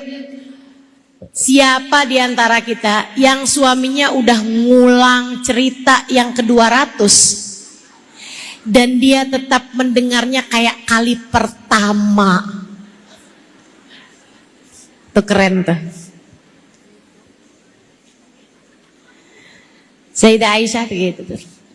Tentu Nabi Muhammad bukan yang model cerita bolak-balik gitu ya. Tapi Sayyidah Aisyah tuh sangat menyenangkan sekali teman-teman sekalian. Sampai Nabi Muhammad itu bercerita, sampai Nabi Muhammad tuh bilang, sampai Sayyidah Aisyah tuh cerita, Nabi Muhammad mengulang-ulang Quran, sedangkan kepalanya di bahuku. Jadi Nabi ngulang-ulangin baca Quran, kepalanya di bahu Sayyidah Aisyah. Kapan lagi Nabi mengulang-ulang baca Quran gitu, sedangkan kepalanya di pangkuan Sayyidah Aisyah?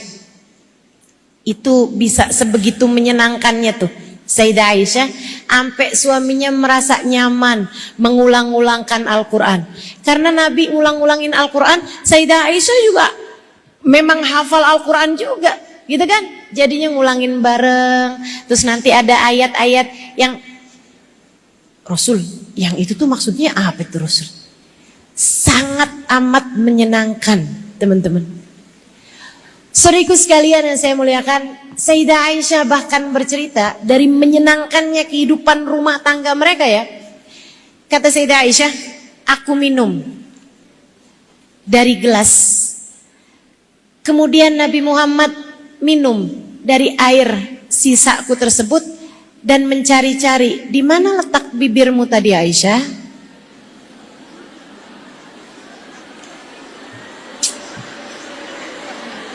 Romantis tingkat langit ke-7. Kenapa suami kita nggak ada yang kayak begitu?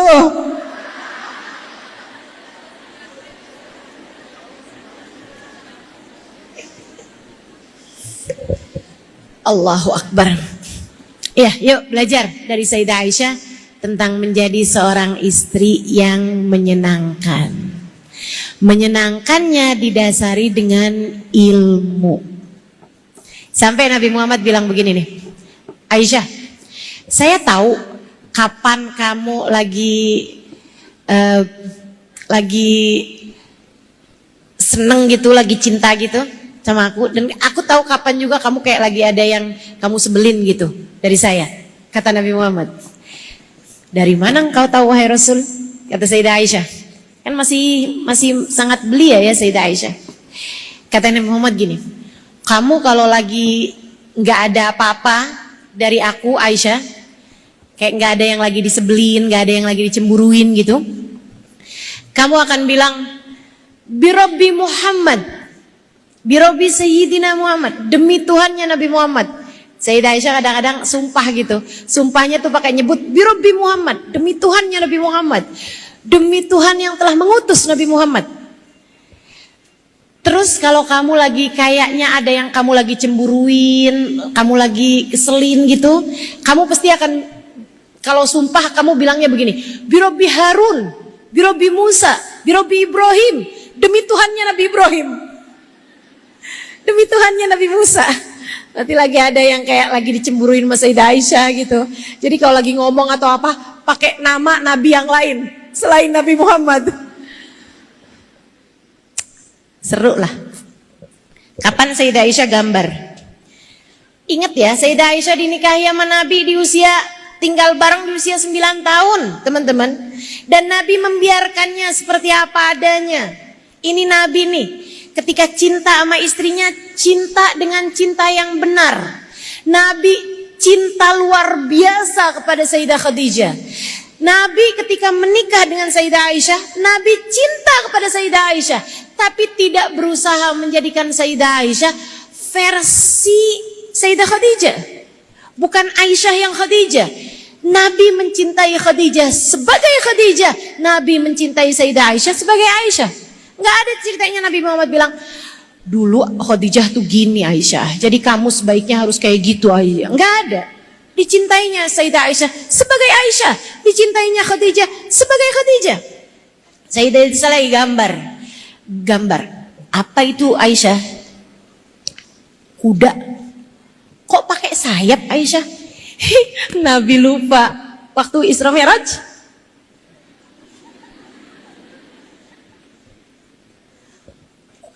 Kuda itu ada yang bersayap, Rasul namanya buruk.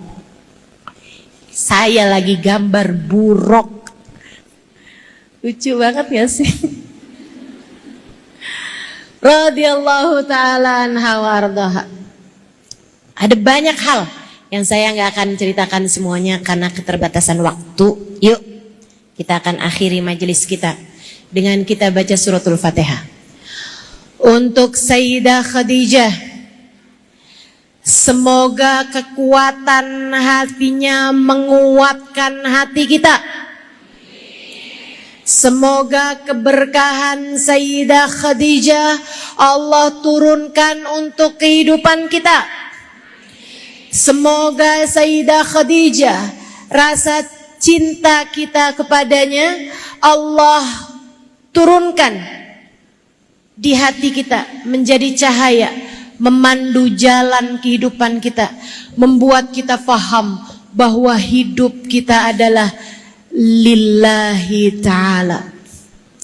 Ala hadhihi niyah wa ila hadrati Sayyidah Khadijah anna Allah yaghfir laha wa yarhamha wa yu'li darajatiha fil jannah wa yanfa'una bibarakatiha wa asrariha wa anwariha wa ulumiha wa nafahatiha fid dini wad dunya wal akhirah. Al-Fatihah. A'udzu billahi minasyaitonir rajim. Alhamdulillahirabbil alamin. Arrahmanir rahim, maliki yaumiddin. Iyyaka na'budu wa iyyaka nasta'in. Ihdinas siratal mustaqim. Siratal ladzina an'amta 'alaihim ghairil maghdubi 'alaihim waladdallin. Amin. Berikutnya kita akan bacakan suratul Fatihah buat Sayyidah Aisyah. Semoga kita bisa jadi perempuan-perempuan berilmu. Semoga kita bisa jadi perempuan-perempuan cerdas. Semoga Allah Subhanahu wa taala dekatkan kita dengan Al-Qur'an. Allah dekatkan kita dengan ilmu pengetahuan yang membuat kita semakin dekat dengan Allah Subhanahu wa taala dan Rasulnya, dan menjadikan kita wanita yang dicintai Allah dan Rasulnya. Kita minta pada Allah Subhanahu wa taala. Kita akan bacakan suratul Fatihah kepada Sayyidah Aisyah. Semoga Allah menjadikan kita istri yang menyenangkan bagi suami kita, istri yang dapat membuat nyaman suami kita. Ala hadhihi niyah wa bikulli niyatin salihah jami'ah syamilah annallaha yaghfir laha wa yarhamha wa yu'li darajatiha fil jannah wa yanfa'una barakatiha wa asrariha wa anwariha wa ulumiha wa nafahatiha fid dini wad dunya wal akhirah. Al-Fatihah. Alhamdulillahi rabbil alamin.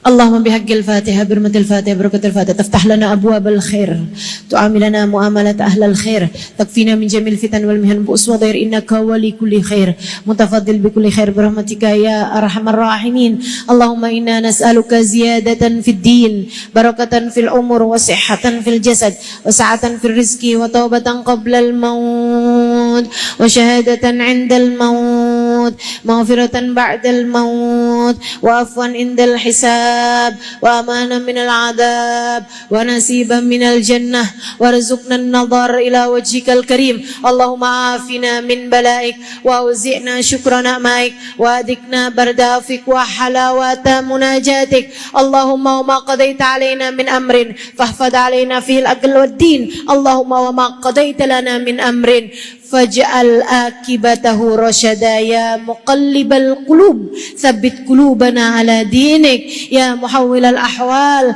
حول حالنا إلى أحسن الحال وعافنا من أحوال أهل الضلال وفعل الجهال اللهم ارزقنا من العقول أوفارها ومن الأذهان أصفاها ومن الأعمال أزكاها ومن الأخلاق أطيبها ومن الأرزاق أجزلها من العافية أكملها من الدنيا خيرها ومن الآخرة نعيمها بحق سيدنا محمد صلى الله عليه وسلم ربنا لا تزغ قلوبنا بعد إذ هديتنا وهب لنا من لدنك رحمة إنك أنت الوهاب اللهم اجعل جمعنا هذا جمعا مرحوما وتفرقنا من بعده تفرقا معصوما ولا تجعل اللهم لنا ولا فينا ولا معنا شقيا ولا مترودا ولا محروما ربنا تقبل منا إنك أنت السميع العليم وتب علينا إنك أنت التواب الرحيم بفضل سبحان ربك رب العزة أما يصفون وسلام على المرسلين والحمد لله رب العالمين. Taqabbalallah minna wa minkum taqabbal ya karim. Mudah-mudahan bermanfaat.